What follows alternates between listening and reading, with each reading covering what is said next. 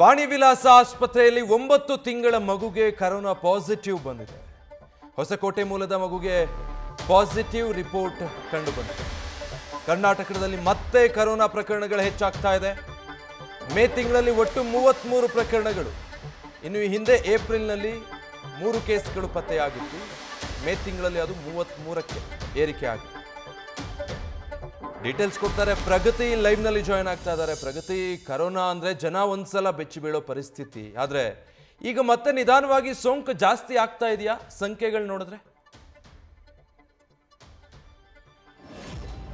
ಖಂಡಿತ ವಿಜಯ್, ಯಾಕೆ ಅಂತ ಹೇಳಿದ್ರೆ 3 ವರ್ಷಗಳ ಕಾಲ ಜನರನ್ನ ಕಾಡಿದ್ದಂತಹ, ಜನರ ಬದುಕಿನ ಜೊತೆ ಬದುಕಿನ ಮೇಲೆ ಸಾಕಷ್ಟು ಪರಿಣಾಮವನ್ನು ಬೀರಿದಂತಹ ಕೋವಿಡ್ ಎಲ್ಲೋ ಒಂದು ಕಡೆ ಮತ್ತೆ ಆರಂಭ ಆಯ್ತಾ ಅನ್ನುವಂತಹ ಒಂದು ಭಯ ಜನರನ್ನ ಆವರಿಸಿರುವಂಥದ್ದು. ಯಾಕಂದ್ರೆ ಜನವರಿಯಿಂದ ಮೇ ತಿಂಗಳ ಡೇಟಾವನ್ನು ನೀವು ಗಮನಿಸಿದಾಗ ಜನವರಿಯಿಂದ ಮೇ ತಿಂಗಳವರೆಗೂ ಕೂಡ ಬೆರಳೆಣಿಕೆಯಲ್ಲಿ ಇದ್ದಂತಹ ಕೋವಿಡ್ ಈಗ ಏಕಾಏಕಿಯಾಗಿ ಈ ತಿಂಗಳಲ್ಲಿ 33 ಪ್ರಕರಣಗಳು ದಾಖಲಾಗಿರುವಂಥದ್ದು ಅನೇಕರ ಭಯ ಹೆಚ್ಚಿಸೋದಕ್ಕೆ ಕಾರಣ ಆಗಿರುವಂಥದ್ದು. ಅದರ ಜೊತೆಗೆ ನಿನ್ನೆ ಕೂಡ ಒಂದು ಹೊಸಕೋಟೆಯ ಒಂದು ಚಿಕ್ಕ ಮಗುವಿಗೆ, ಅಂದ್ರೆ 9 ತಿಂಗಳ ಮಗುವಿಗೆ ಕೋವಿಡ್ ಪಾಸಿಟಿವ್ ಆಗಿರುವಂಥದ್ದು, ವಾಣಿ ವಿಲಾಸ ಆಸ್ಪತ್ರೆಯಲ್ಲಿ ಪಾಸಿಟಿವ್ ಕೇಸ್ ಪತ್ತೆ ಆಗಿರುವಂಥದ್ದು ಅನೇಕರಲ್ಲಿ ಈಗ ಮತ್ತೆ ಭಯವನ್ನ ತರಿಸಿದೆ. ಅದರ ಜೊತೆಗೆ ನಮ್ಮ ನೆರೆಯ ರಾಷ್ಟ್ರಗಳಾದಂತಹ ಥೈಲ್ಯಾಂಡ್ ಆಗ್ಲಿ, ಹಾಂಗ್ಕಾಂಗ್ ಆಗ್ಲಿ, ಸಿಂಗಾಪುರ್ ಆಗ್ಲಿ, ಇಲ್ಲೆಲ್ಲವೂ ಕೂಡ ಗಣನೀಯವಾಗಿ ಕೋವಿಡ್ ಏರಿಕೆ ಆಗ್ತಾ ಇದೆ. ಇದು ಅನೇಕರಲ್ಲಿ ಮತ್ತೆ ಭಯವನ್ನು ಹುಟ್ಟಿಸೋದಕ್ಕೆ ಪ್ರಮುಖ ಕಾರಣ ಆಗಿರುವಂಥದ್ದು. ಯಾಕಂದ್ರೆ ಅತಿ ಹೆಚ್ಚಿನ ಜನ ಇಲ್ಲಿಂದ ಅಲ್ಲಿಗೆ ವಿಸಿಟ್ ಮಾಡ್ತಾರೆ.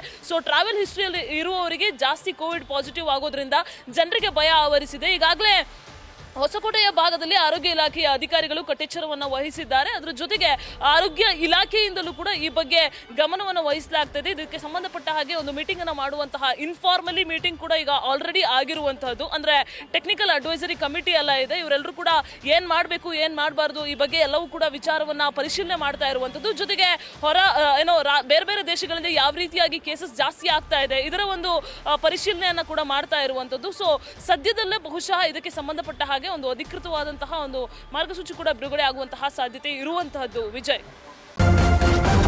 ನ್ಯೂಸ್ ಫಸ್ಟ್ ನಿರ್ಭೀತಿಯಿಂದ ನಿಮ್ಮ ಪರವಾಗಿ.